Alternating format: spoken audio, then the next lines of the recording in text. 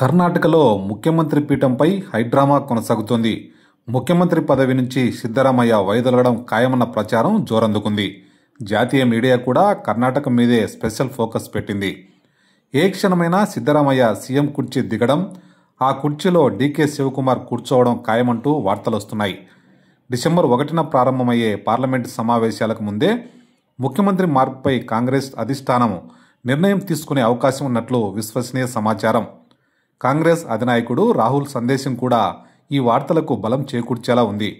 తనతో మాట్లాడేందుకు గడిచిన వారం రోజులుగా ప్రయత్నిస్తున్న ఉప ముఖ్యమంత్రి డీకే శివకుమార్ కు రాహుల్ గాంధీ నుంచి చల్లని కబురొచ్చింది.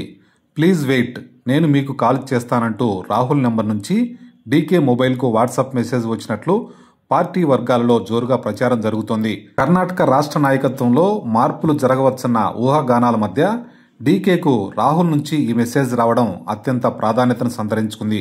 ఇక ఈ నేపథ్యంలో శనివారం ఉదయం సీఎం సిద్ధరామయ్య ఇంటికి బ్రేక్ఫాస్ట్కు వెళ్లారు డిప్యూటీ సీఎం శివకుమార్. ఈ ఇద్దరి భేటీ రాజకీయ వర్గాల్లో ప్రస్తుతం హాట్ టాపిక్గా మారింది.